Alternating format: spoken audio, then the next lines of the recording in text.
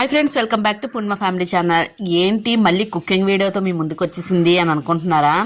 ఏదైనా ఒక different item చేసేటప్పుడు వీడియో తీసి ఇలా యూట్యూబ్లో పెడితే మన సబ్స్క్రైబర్స్కి ఎవరైనా ఉపయోగపడి మంచిగా అయితే చేసుకుని ఈ ఫుడ్ని ఎంజాయ్ చేస్తారని చెప్పేసి ఉద్దేశంతోనైతే ఈ వీడియో అయితే చేస్తున్నానండి. ఇప్పుడు ఫ్రై అవుతున్నవి చూడడానికి మనకి పొటాటో రోల్స్ లాగా అయితే ఉంటాయి, కానీ నేను అరటికాయతో అయితే చేశాను. ఆ రోల్స్ చాలా బాగుంటుంది. అరటికాయ అంటే ఇష్టం లేని వాళ్ళకి ఇలాగ రోల్స్ గాని చేస్తే మాత్రం చక్కగా ఎంజాయ్ చేస్తూ తినేస్తారు.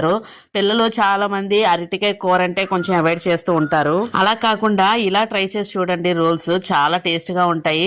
ఇక్కడ వచ్చేసరికి నేను అవి తొక్కతోనే ముక్కలు అయితే కట్ చేసుకొని కొంచెం వాటర్ వేసానండి.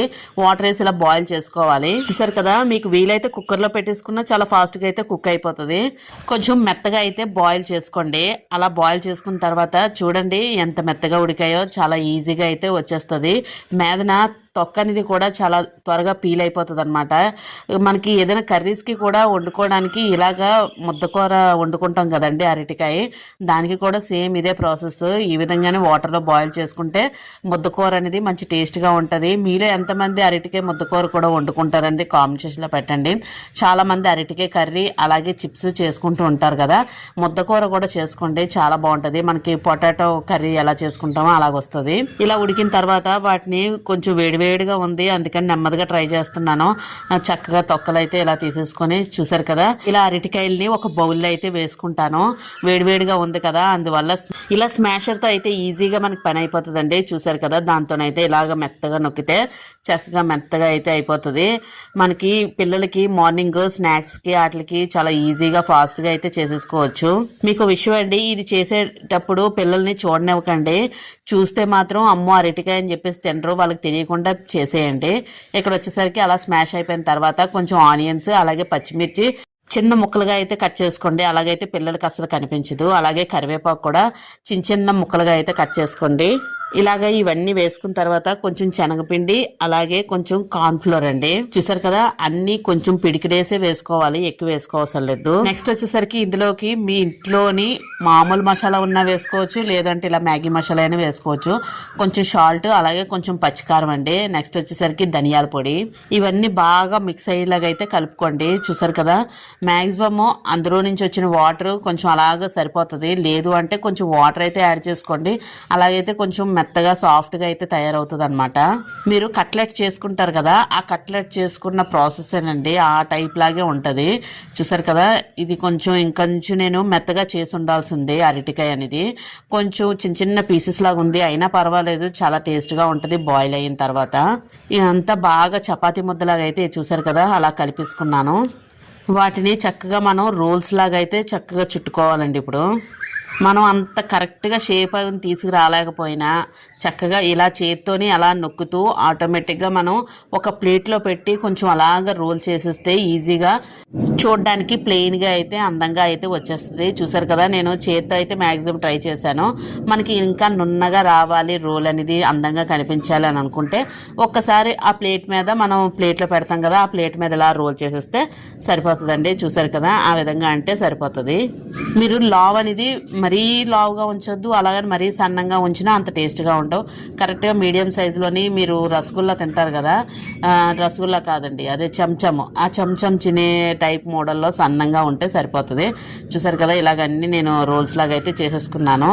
నెక్స్ట్ వచ్చేసరికి ఒక పాన్లోనే ఆయిల్ వేసుకొని, మరీ ఎక్కువ ఆయిల్ అయితే వేయాల్సిన లేదండి, ములిగిలా ఉంటే చాలు. అటు ఇటు టర్న్ చేసుకుంటాము.